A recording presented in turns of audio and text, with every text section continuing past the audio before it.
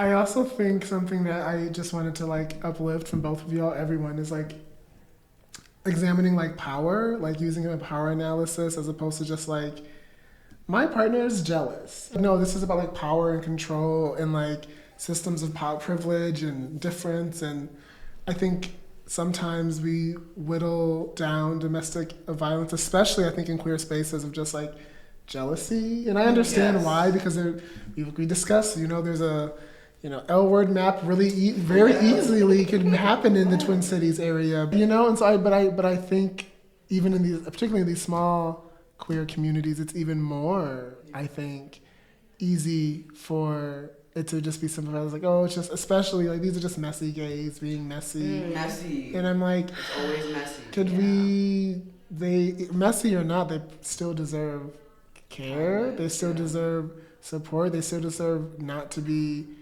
in domestic violence situations, messy or not. And also, we should interrogate what we mean when we say, do you mean like vocal? Do you mean someone who's like willing to speak truth to power? Do you mean someone who like doesn't fit into like our boxed in kind of binary to gendered framings? Because I do think our face of DV in a lot of this kind of work is always like the smallest, meekest, blondest, whitest, straightest woman. But it's not like that. That's not every single client.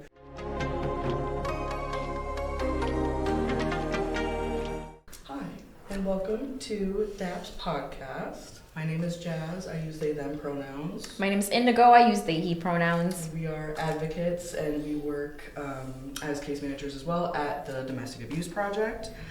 And today we are here with Mycall Akeem Riley and Hannah Marie Belisle. And Mycall is the director of the Gender and Sexuality Center at the U of M. And Hannah Marie runs and owns your own nail salon, and it's called Flora Nail Studio in Northeast Minneapolis. So today we're going to talk about being gay and talking about how the importance of community spaces are, especially how we can be better allies to people going through DV in the community. So do you guys want to introduce yourselves? And Absolutely. Yourselves? Yeah, thank you so much for the invitation. Really excited to be in conversation. Like you said, my name is Mycall Akeem Riley. I use Indian pronouns, and I act as the director of the Gender and Sexuality Center at the University of Minnesota within our Office of Equity and Diversity. It's a fun time to be doing a lot of this work, and it is a really important time to be doing this work, especially when thinking about domestic violence and the way it intersects and interplays. From Minnesota, I'm a Black queer person, and so all of that always intersects with all of this, so I'm happy to just get into it with y'all. Period. Yes. And my name is Hannah Marie Belisle, as you said. I use any and all pronouns, and I'm owner of Flora Nail Studio. And I never expected to be a nail tech or a nail artist or own a salon, but I'm really thankful to have a space that I can see queer people and trans people like experience that kind of gender affirming nail service, and love seeing brighten their days, and creating that space is really important to me. So Yeah, I know that like y'all encounter like domestic violence in both of your positions too in your community. I know y'all had some questions for us about our work too. Yeah, I'm gonna get started then. Jump into it, dive in. All right, so I'm gonna read it because I do think there's like some layers to it. I don't want to just like stumble over it. So, in your experience as an advocate, how does domestic violence show up in the trans community specifically? I know anecdotally, like DV statistics are higher in the LGBT community. And how have you worked to find culturally specific solutions during your time at DAP? So I mean, I really like the question, honestly, when it comes to like, because we know statistically that like proportionally it is higher, but I really think it's important to have those like human stories with it too. Of course. Especially during like this particular time where there's a lot of dehumanization of the trans community, like understanding within domestic violence, like the particular struggles that can come with that too. One of the things that I was thinking a lot about with this question is the element of like guilt and shame that comes with it. And when you're in any marginalized community, like you feel as a representative for that community. So talking about violence that's happened to you, maybe even by like another trans person, can be super tough. And I think going into systems too, like you're coming to like our agency and you're not really sure whether or not like your experience is going to be positive or supportive. Sure. Like I have noticed a lot of people like maybe not disclosing that they're trans kind of without me talking about it with myself. So yeah, I think that like really big internal shame with like accessing services has been a big thing. Not wanting to bring shame on a community for your experience, or like if the person that's using abusive behaviors towards you is trans. So yeah, that's been a big part for me. And then how I work to find those culturally specific solutions is that like we have those conversations at DAP a lot about like making sure that we're centering someone's identity. Like there's a lot of conversations too about like anti-racism, and that always like intersects with these conversations about like gender and sexuality too. So really making sure that like when we're working with someone, we're with them in the space and we're allowing them to be authentic. And a lot of that too is like when we show up authentic, we open up the space for people to be real with us too. And because it is really a vulnerable situation to be in, it's like sharing your story, often to access like your basic needs. Like we work a lot with like housing, like legal petitions for safety, Displaced folks. Exactly. So it's like it's a really big like trust leap, and sometimes it's like, well, I have to disclose this thing too, otherwise I don't get access to this service. So we're really holding a lot of people's like individual stories too. Right, and like that brings in safety. Like my thing is I really think about safety when I'm interacting with these clients and they come in, right? Because already being a queer person, and even like a queer person who's also trans, is a dangerous thing in itself. And then to be going through a DV situation is even more incredibly dangerous. So having to navigate keeping yourself safe in your authentic self while also keeping yourself safe physically is like just like a cluster cuss of, I can't, like it's just a lot, you know? So like I always, and like to Indigo's point, authenticity, right? Like I think about my little desk in our shared office. I have like my pronouns everywhere. I'll have like queer pictures and like posters and stuff, just to like, without having to fully say, hey, it's a safe space, that it's a safe space. Right. And like you have the option to disclose to me, but you don't have to, and you'll still be treated the same as I would treat anybody else coming in, you know. And to find culturally specific solutions, I think it's really what the clients come in and tell you, and like what they need. Like specifically asking the clients, what do you need? Right. Right. Tell me what you need. Versus like telling them what they need. Or like what we can do without even knowing what they need to begin with. Can I ask like a question off of that? Yeah. What happens, this is something I think about a lot, both like as like an administrator, but also just in life. And as I've gotten older, working with like younger queer folk, sometimes people, when you have those kind of relationships and there is an opportunity to create, you know, like a space where people can be more honest. Like, here are my needs, right? And that already is like beautiful opportunity. How do y'all navigate, and this could be for anyone, when you can't meet that need, right? When someone is like, hey, like, Good question. you know, I want to live in this really nice building, but no, I don't have any money. Do you know what I mean? Like, how do we... Mycall.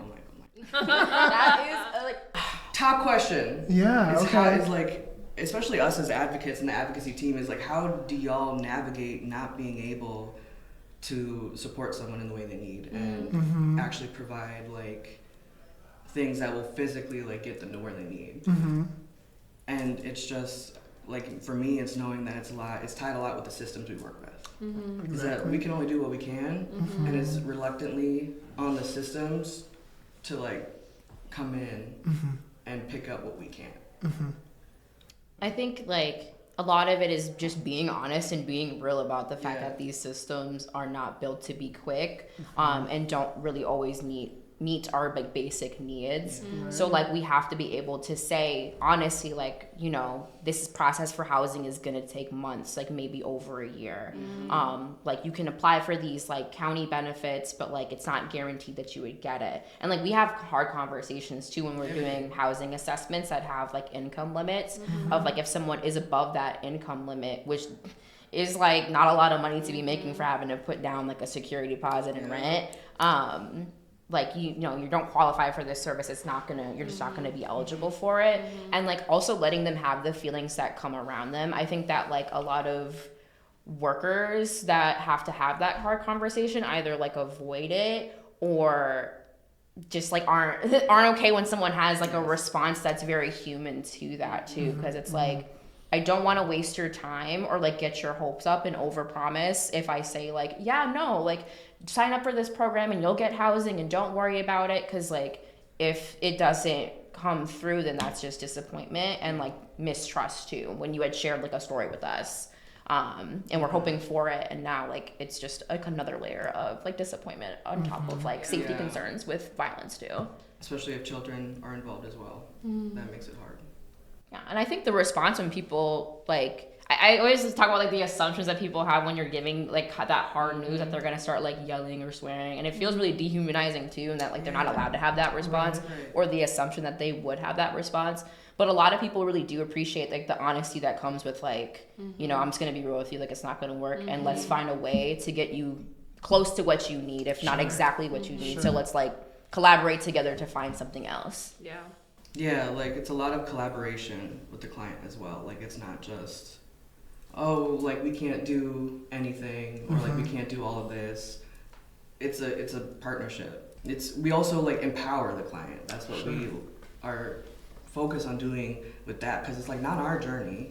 We hold their stories, but it's not our story at the end of the day. So we just gotta like we empower them to be able to figure out what they need and then to achieve it, or at least take the first step to it.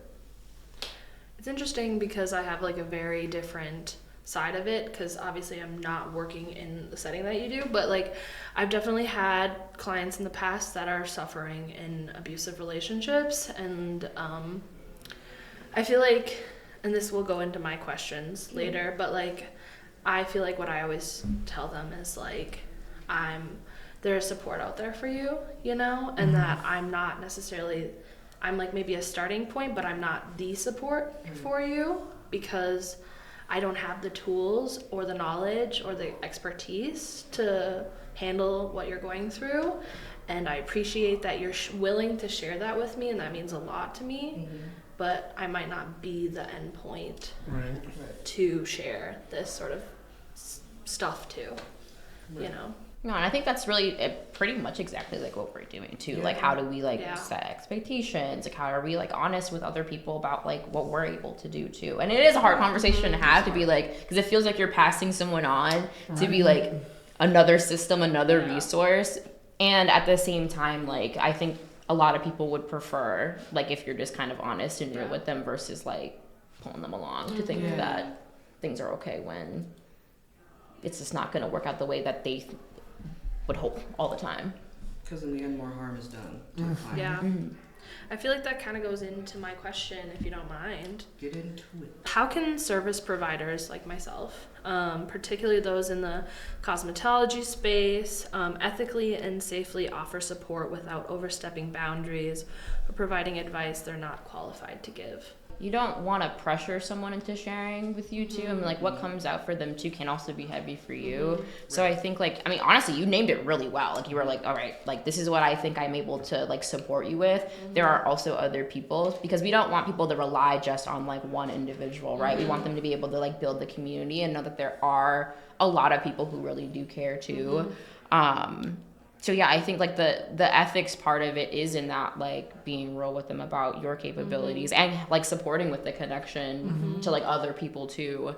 And like you know your own boundaries, right? Like you can kind of feel the discomfort where you're like, oh, this isn't really a topic that I feel comfortable talking on. And it's okay to like not be the expert in everything that someone is going through too. Like it's okay to be like, that was like really heavy and it looks like you're struggling with this too. Like what kind of support are you looking for more long term? And I think approaching a lot of things with like curiosity, you can like really get to what someone is trying to like speak to.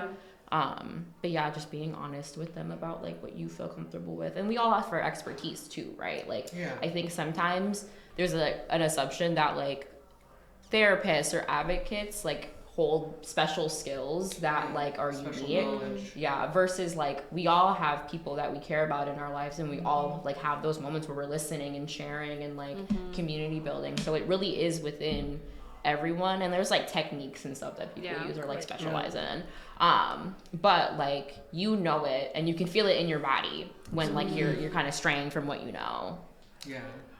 I think the reason why I particularly wanted to come on this podcast and talk about this is because, you know, I own the salon, so I have, you know, employees at this point in my life, and like something I have always been like telling them is like, hey, like it's okay to have boundaries. Like a lot of times people book a one-off appointment and unload all their stuff on us because we're a lot cheaper, unfortunately, than mental health services. And I've experienced more than one occasion, honestly more than I would wish to admit out loud, of people coming in on a one-off service and admitting some really crazy stuff to me, and I always have to like pause and be like, hey, I really see that this is affecting you, but I'm not the space for that. I didn't like consent to that right now, and I'm really sorry that you are struggling with that. But we're not going to get into that right now over your nail appointment, other than me empathizing that you're going through this and sharing resources. Do you think that that is kind of what the approach I've been going with, like, appropriate? Yeah, because like my question was like, what do you feel like is stopping you from saying that? You know, Nothing. like, I mean, that's what I say. Yeah. But it sucks, you know. No, and I think like it's it's that discomfort that like I that sometimes will make me want to be like, all right, let me promise something that I'm not sure about too. Yeah. But then I think it's like it's fine to sit in that too, and like you're really speaking to like the compassion that you're having for someone, and like the understanding of like this is coming from a place of like lack of resources. Yeah. Like you might not have people in your life that you feel comfortable sharing this stuff with, and like it's fine to have like boundaries around that too. Yeah. Because do you feel like oftentimes like you're the only person people share anything to? Do you get this too, Mycall? I wouldn't say I'm the only person. I think, especially like in more and more like 9-to-5 spaces. Yeah. But I do think, because I think historically so many of our like queer spaces don't have as many Black, Brown, and Indigenous folks there, particularly in leadership. I do think that there is a little bit more of like a time people are willing to like share maybe more than they would maybe in other spaces with other folks in these kind of roles. Also because you're so lovely and easy to. Oh well, I thank you, but I partially because of my schooling and my education, like I have taken some classes that have provided some therapeutic practices, but even still, I work for an institution of higher education, so I'm a mandated reporter. So I gotta like, if you're telling me something, and I'm always cooking on like, hey, before we get to this spot, like I am a mandated reporter. If we can talk through hypotheticals, that can like work around some of those things. But if you're sharing anything that's like too intimate or that puts you into particular risk, I let people to know about that before we get too far, which I have not found like a easy way to kind of do it. It is very clunky, but although I am a mandated reporter, still finding ways to like still talk. Like I said, like we can talk through hypotheticals, or also direct them to other folks who aren't mandated reporters, right? Like we do have connections with the counseling services, with folks in the Aurora Center at the university, all of which are not mandated reporters and are under confidential sources who can provide a lot more support and advocacy. But still trying to do that in a way that feels really important. For me, that feels really important, that doesn't feel like I'm just passing this person off, because it is really easy to do such. And I am passing them off, but to do it with like kindness, to do it with like a little bit of like understanding, to like not just be like, here's an email, girl, figure it out, and like, but to more so say like, hey, I work with Johnny, they're really good at blah blah blah. I can connect you with them. Do you want me to go to the first meeting with you? Do you want me to walk you to the space? And kind of those kind of things have helped a little bit, but it isn't like there isn't, I think, always like one easy way to kind of go about it. Yeah, there's like it's not a perfect process, and I think you're speaking to like the importance of community members to build with each other too, where it's like, all right, I know someone that can be supportive of you, because it can be kind of tricky when you're giving a resource that you don't necessarily know is going to be supportive. So it's like, hey, come to this agency, and then they have an experience that's like harmful to them. And then again, that like mistrust with like anyone that is going to be supportive for them, like whether they're system connected, whether they're at an agency, like all of it. I feel like it's really hard though. I was gonna just add, but my brain might have already forgotten it. It's but okay. I was gonna say that it's really hard though when you're not sure if they're receptive to that or not, you know? And so you could tell them like, or like you're saying, like when you don't actually know the resource because you haven't used it yourself, you know? And you're like, I hope this is a good source for you, but rather have what you're saying, like have an actual connection and be like, I know this person, I've met this person, I feel like this person could potentially benefit you. I mean, every time I get a new client, I'm like, do you have a therapist? Like, and if not, here is a list of good queer ones. I have a list and I send it to them. There you go. Useful. Like just having resources like that around. Even with the DV resources too. Which brings me to a question I have that I think is something I've been thinking a lot about is, what are some of the most important skills you've had to develop as a DV advocate, and what is a skill that you think often gets neglected in DV spaces? Being authentic is the skill that gets lost. Can you say more? Because people want to save people. People want to fix everyone's problems, but we can't. There are too many problems for the world to fix. So just being, authentic in that and being like, damn, like I know I can't give you a house, but I can at least get you one step closer to housing support or something. And also just, like showing up as yourself to the clients, because that will like allow them to show up 100% as themselves and not hide. I think what you're saying is so important though, about a lot of folks getting into this kind of work, like hoping to save a bunch of folks to like make them feel better. And it's the so, saviorism is it's why it's literally and I really want more folks who are in like service roles to understand that these are like systemic things that like we can't. We literally can't. And there's really a bigger problem that none of us there's a can systemic thing here. And kind of bond over that, you know? I mean, because I think it affects all of us, right? And also like acknowledging the fact that like you have to work on yourself before you can help others. Right. You know? Right. I think too, because I was gonna say, I'm not sure if it's like considered a skill, but like the patience aspect of it. And Henry, you had mentioned too the like wanting, like what if someone isn't ready for it? And I think that really connects with like saviorism and coming to save people, because it's like, all right, you want them to have the outcome that satisfies yourself versus letting someone be on their journey. Absolutely. Like you don't have to access therapy or these systems or whatever if you're not wanting to or you're not ready for it. It's also okay to show up maybe once or twice, fall off for however long you need to fall off for, and then come back into. So it ends up like centering ourselves in the process when we're like, I want to come save you, and it's very top down, like I'm gonna come pick you up and then I'm gonna get the credit for being the person that connected you to services or got you to open up, when really it came from you. Like I could say, so I'm blue in the face, like I think you should do therapy and you should go here and do this and do that, and it robs you of like building that in yourself so that you get to understand your own power in making the decisions too. And I think with domestic violence, when you're in relationships where you are feeling like you don't have power, how important it is for like us to be mindful about telling someone what to do versus like encouraging someone to begin to make those decisions themselves. And it's really hard. Like it's really hard because you're like, a lot of these decisions are like, all right, this is going to impact my life heavily. Like I'm thinking about like OFPs and HROs where it's like, do I add this? Do I say this? Do I do that? And it's like, I turn around, I'm like, all right, like what are your worries about it? And like helping someone explore so that ultimately they make the decision and they feel responsible for it. And I think that goes a lot longer too than sometimes like the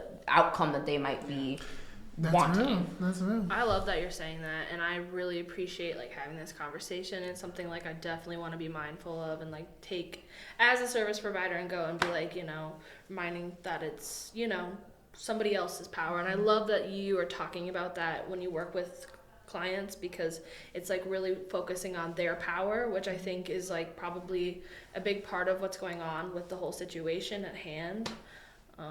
So cool. Thank you. Yeah, because I'll get clients too who will ask us like, what should we do? Yeah. It's like I don't know. Mm-hmm. What do you think you should do? Mm-hmm. And like, let's talk about that. Yeah. Because like, it's not my journey. Right. Yeah. I had a It's not my client journey. come in and like, not my regular client, but they saw me one time and they were like, oh my God, and they were like going to see a different tech and they're like, oh my God, thank you so much. You like convinced me to break up with my abusive boyfriend. And I literally was like, I had to like pause and like think about it. I was like, girl, I didn't do that. You did that. What are you talking about? I was like, I didn't break up with him. What are you talking about? Can you share some insights on how service providers can be trained to recognize signs of abuse and offer support to clients who may be in distress? I was excited for this answer. Mm-hmm. Me too. I don't know. I think it's hard because everybody's situation, everybody's story is different, and DV looks different for everybody. So you won't like DV might look like this way to one couple, but then you look at the next couple and it's going to be completely different. Or like the DV is in silence. So like, I think that's a hard question of like, how do you clock it? Because I think about like media representation of like DV as like loud, boisterous, violent, physical. And then like sometimes also like verbally abusive, emotionally manipulative, all that stuff. But like I think it's really hard to clock it. I think just being open, like presenting yourself as a safe person, if you are a safe person. And I just bring it back to authenticity.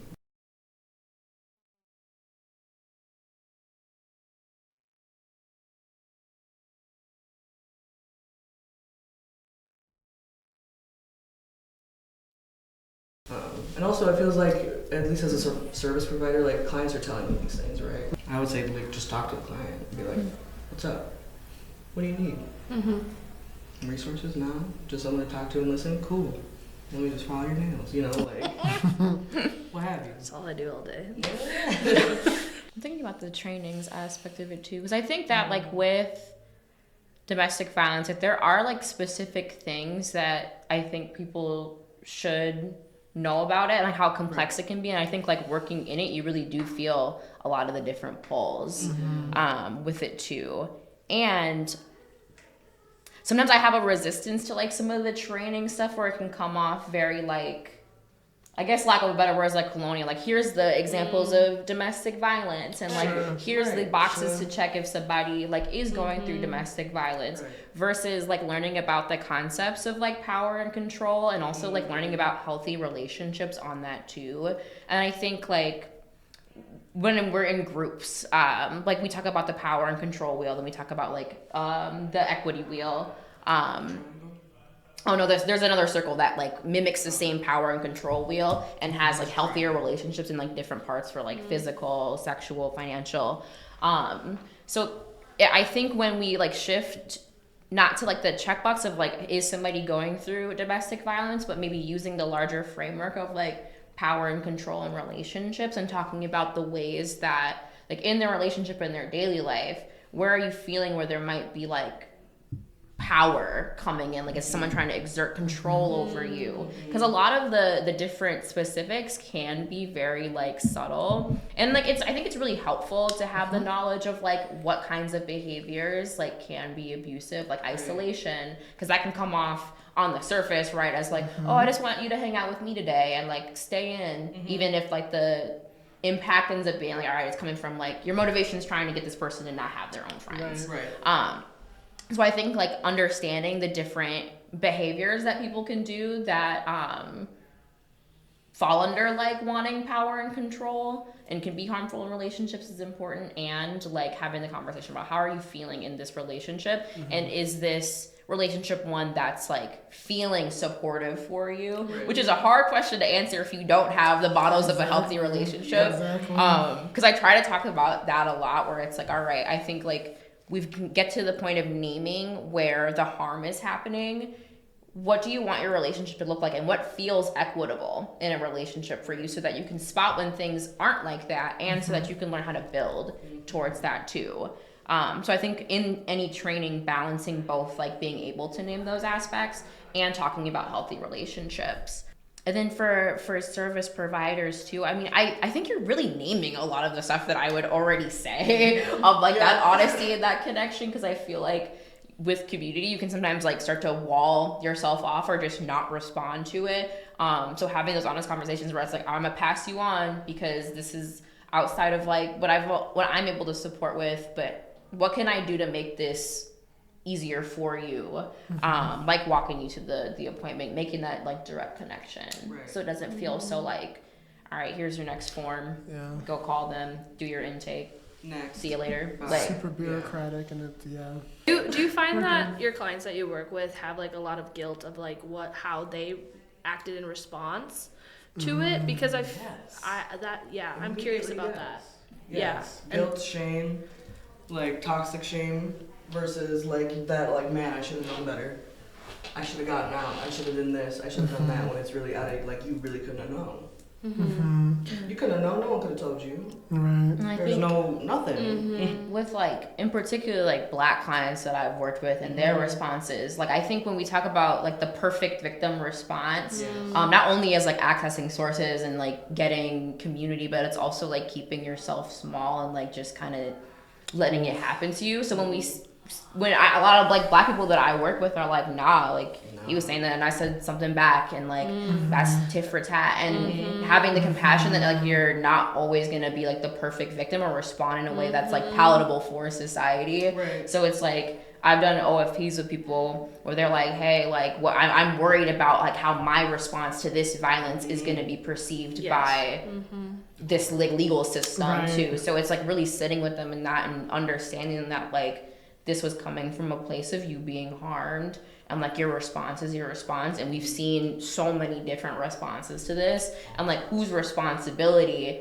is it to like act in a way that's not harmful in the situation? Like you're responding to it versus someone's doing something to harm you. So I mean, it's really hard to like have that because it's gonna be some deep cut work that you have to do. But I think for me, I'm always like, I can understand like why you would respond in the way that you did, because you did what you had to do to keep yourself safe, and often your family safe too.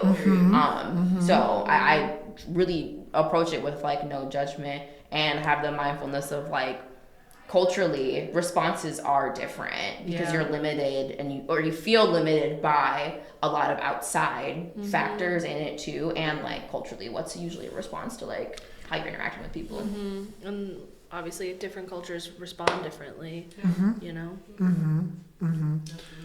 I also think something that I just wanted to like uplift from both of y'all, everyone, is like examining like power, like using a power analysis as opposed to just like, my partner is jealous, and that's why, or like I did something bad, or it'd be like, no, this is about like power and control and like systems of power, privilege and difference. And I think sometimes we whittle down domestic violence, especially I think in queer spaces, of just like jealousy. And I understand why, because we discussed, there's a L word map really very easily can happen in the Twin Cities area, and so but I think even in these, particularly in these small queer communities, it's even more, I think, easy for it to just be sympathized, like, oh, it's just, especially like these are just messy gays being messy. Messy. And I'm like, it's always messy. They messy or not, they still deserve care. They still deserve support. They still deserve not to be in domestic violence situations, messy or not. And also, we should interrogate what we mean when we say, do you mean like vocal? Do you mean someone who's like willing to speak truth to power? Do you mean someone who like doesn't fit into like our really colonial boxed in kind of binary to gendered framings? Is that person messy, or are they just like, just being having a human emotion? Yeah, being different than what I think we've given a lot of other folks. Because I do think our face of DV in a lot of this kind of work is always like the smallest, meekest, blondest, whitest, straightest woman who's like skinny, has money, or maybe working class, but it's not like that. That's not every single client. And I think we have to be like so thoughtful around that. I do have another question though that I bet you all are going to be really helpful with, is can you direct us to orgs, agencies, supports, they can even be virtual, you know, that have supported LGBTQ domestic violence survivors, or even provide really good information. Like, it doesn't have to even always be like, you need help, but also like more educational opportunities. I know the internet can be a dark-sided place, but I also think it can be still a place of like a lot of learning. What do y'all have any highlights?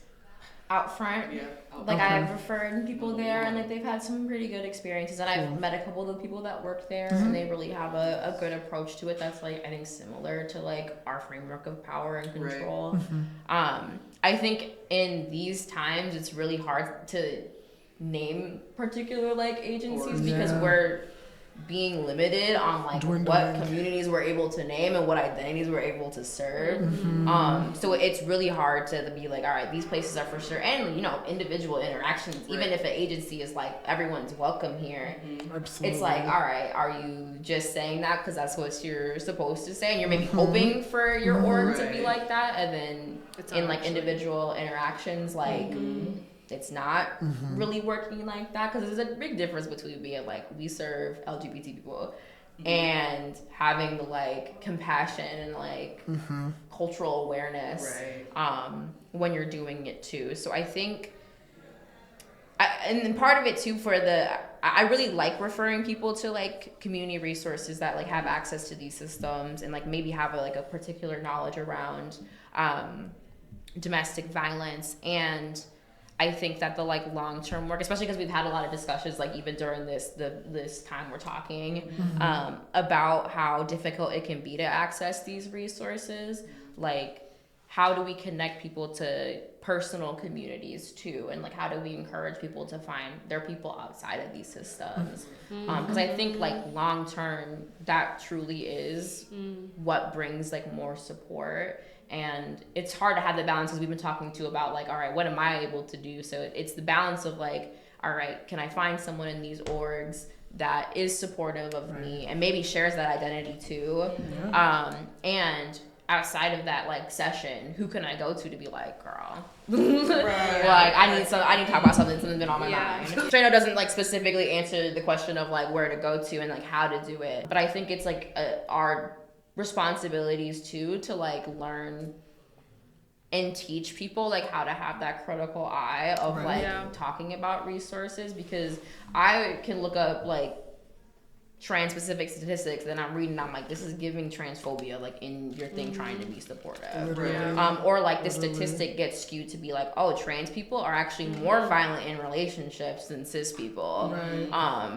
By like purposefully skewing statistics too. So I really think that if we like start with themes around cultural competency, we can get really far with like how we're able to interact, because right now it's really hard to find specific resources for queer community that are like safe.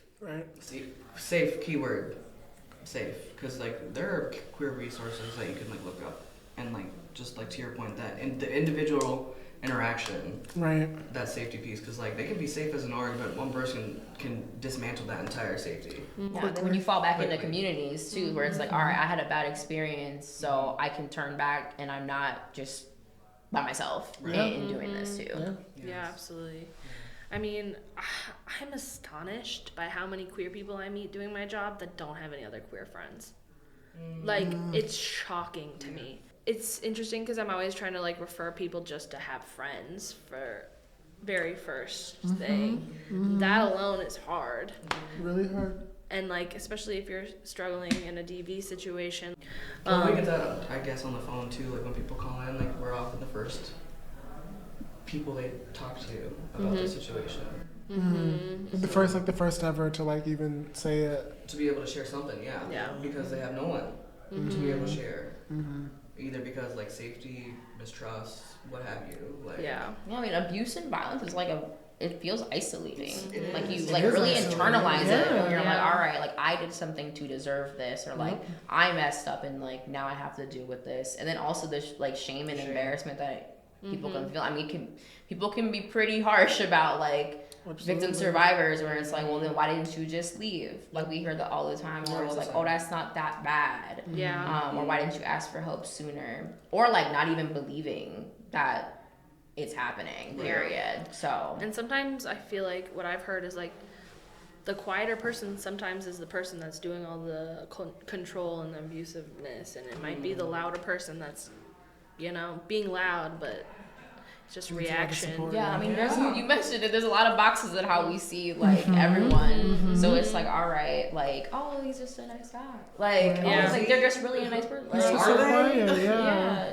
And it's like, oh, that's Are you sure? very directly like discrediting and harming someone's experience too, because these things don't, like, being a victim survivor or being someone that's using abusive behaviors doesn't look the same across the board too. So it's really important to be mindful of like the individual that's in front of you and like mindful of these systems as well and how we're doing it. But like a big part of like how we approach people is like, all right, you're here with me now for this time. Like I'm here for you. So you do what you gotta do, then I'll come in how I can support. I'm also really glad, and absolutely, but I'm really glad that you're talking about like being messy as queer people and like perpetuating that. And like I feel like especially as I'm getting older, like I'm like really like trying really hard to like hold my community, like, you know, and myself to like a higher standard of like, hey, like I don't think it's okay that we're like perpetuating this messiness, you know, because it's not helping anyone out, you know. It's like and like especially in a salon setting, like people come here to talk shit, you know what I mean? And like that's what they're doing. Like even myself, you know, I really had like to like catch myself and be like, hey, this is not the time or the place anymore, because like what harm am I perpetuating by being like, oh, let's talk about the drama, you know, instead of like let's talk about the positive. And like keep thinking like that's gonna keep getting you a dopamine hit of like messiness, you know, and like instead of like kind of being accountable to your own actions and like how you can show up. And I just appreciate that you mentioned that, because I feel like, you know, obviously growing up queer and not having people around you to support you, or you didn't think you were supported or whatever, society didn't support you, kind of shapes queer people to be a little messy sometimes, because and I think just because that happens and you have that trauma doesn't give you permission necessarily. And like I love being messy, and be real, I love being messy, like but like I think to interrogate like who are we calling messy? Like a lot of the times it's like loud, black, brown, indigenous, and it's like, oh, you're being messy, and it's like, what? I'm talking. Like I don't know, like my bad for dancing, I guess. I think also like not only is it messy just like then like maybe it's being loud, but I think sometimes it's also if they're like trying to like change a structure in a system, like that becomes less of the systemic issue becomes less of an issue, and what actually we begin talking about is the person who's now messy or annoying or like asking for too much. There's messy that's like just being like vindictive and mean and all those things, and I think that's what you're talking about. Like, I just want to gossip and like cause tumult, but I think that sometimes, which is not a problem, because gossip many times is like, that's just us sharing. Social culture.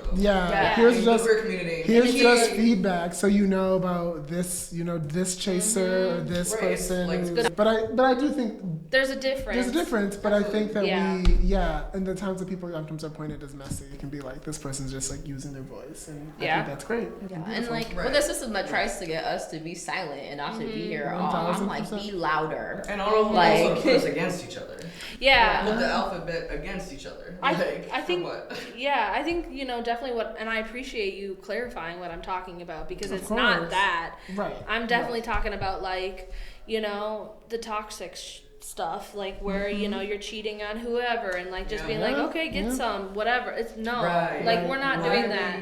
Why is it okay for you to do that? But then like a straight cishet couple can do that, and that's blasphemy. Exactly. Right. How does DAP address the specific needs and challenges faced by LGBTQ plus individuals experiencing domestic violence? I'm thinking about, so like when people first call in, they do like our first call line is what it's called. And like we do ask like demographic questions around identity, and like I always make sure to preface that you do not have to share this info with me if you're not comfortable, because it is a personal question. Like if I'm on the phone with somebody and they're like, what gender do you identify as? I might be like, now who's asking? And like, what are you doing with this info? And like really clarifying things like preferred names versus like legal names. It's like, all right, I'm gonna make sure that I'm not gonna call you a name that's gonna be like disrespectful, honestly, and like harmful and like hurtful.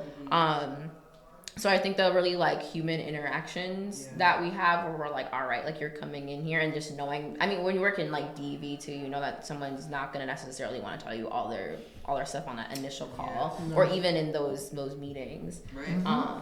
So I think like DAP really does a good job of like letting someone be themselves when we're in sessions and like having those honest conversations about like, all right, what do you think is like maybe preventing you from wanting to talk about things like that are personal, like your sexuality, like what are your worries, so that we can explore those, because not everyone at DAP is a part of the queer community, so it can be hard to be like, I'm about to talk to somebody that does not have my shared experience here. And then kind of just sitting with that too, and knowing that like not everyone is going to initially trust us. We shouldn't just try to dig to force someone to do that. Like it's like that, it's a respect of like, all right, y'all can hold what you want to hold because I'm private too. Like I get it.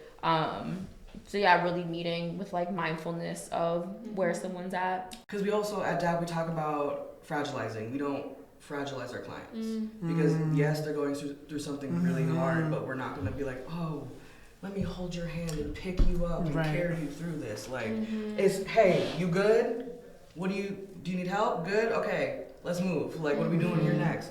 So just like, for me, just keeping it in that, I feel like my theme is the authenticity, because like I really just show up how I am and like try and create a safe space in like the full extent of like what safety means for that person. Whether it's like sharing their full story, sitting in our office, that we have a shared office, or going to like a more private room if they want, or like sitting outside the office if they don't want to be inside. You know, like adaptability also. A lot of like domestic violence tactics, like interpersonal violence tactics, are pulled from like oppressive systems and the tactics used in the oppressive systems too. So I think that we can have the mindfulness of like, how is homophobia, transphobia, queerphobia coming in our like individual sessions, and how are we utilizing those tactics with our clients too. So we do like have a pretty good like reflective practice that we do where we talk about what comes up in us when we're working with clients, and like sometimes those conversations can be around like identity and wanting to make sure that someone does feel comfortable, and having it in us to not just be like, all right, well, like I don't share this identity with you, I'm just gonna pass you on. Like it's the balance of understanding that like someone might not want to talk to somebody that does not share those identities, does not look like them, and like I can still meet you and understand you as a person too, without having to like erase a very central part of like your identity. Thank you for sharing. I'm excited to put some of these things to action and to figure out, continue to figure out ways to learn more and to be better at all this. And thank you, y'all, and thank you, Hannah. I really appreciate like everyone's honesty with what shows up in them too, because I think it can be really easy to talk about people that we work with in a way that's like distant and othering versus understanding that we are in these communities too and we're interacting, which means our feelings and our experiences come in with it too. So yeah, I appreciate y'all's like very honest questions and like holding how difficult this conversation can be, and like the discomfort that comes up in us when we're talking about like how we approach people and like what can come up when we're hearing like pretty heavy stories all the time. Something I always like to ask my clients is like, what is something that you're doing to take care of yourself recently? You do like to, you think of that outside. He's like, yep. Because I do think it's a valid thing to stop and think about when you do anything, but particularly doing any kind of service work. You're like, wait a minute, am I eating? Am I drinking enough water? Many times when you ask it, at least for me, like I'll be like, oh, I'm not taking care. Like I'm thirsty, my back aches. Like I've had Taco Bell like the last 2 nights. Like, no, I mean I think it's like you already know it's bad if you get asked the question and there's the pause where you're like, no, when was the last time I like cracked my back? Like, or when's the last? What did you do for fun last? That's another question I like to ask. Or what have you been creating? Are you asking this? Oh sheesh. Not the silence that I was just talking about. I'm like, no, but they asking us though. I love yapping. I always call like Okay, somebody cool. on the phone. Yeah. I'm like, I just gotta Yapping's talk. fun. about, Old like, school. I how life love is. talking on the phone. It's I true. be sitting there It's so FaceTime fun. like, hey, It's like so what's up? fun. The backward. No, like I put it up and I'm like, let me go wash my dishes, but I gotta tell you about something. And it's like it gets important. off your chest, and I really love laughter and like being with people. Even I'm an introvert too, honestly. So sometimes I'm like phone off, like nobody talk, nobody text. But I know that when I'm feeling a lot, I'm like I gotta like probably connect with someone real quick External and then get it out. Yeah, And be like, all right, see you. I also see you in a think couple we weeks. like simplify, like introversion doesn't mean you don't like. No, Oh, no, I'm it's just, outgoing I need a minute after a while. Yeah. I need a minute. All right, y'all. So thank you for coming to this month's episode. And thank y'all again for taking the time to like talk with us and get into it. So until next time, take care of yourselves. I'm coming. Take care of each to other. see you. Yes, please. Be gay. Be gay. Yeah, Stay be gay. tuned. Thanks for doing Okay. gay Here, be things. queer. Do something gayer. Like level love. I'll try.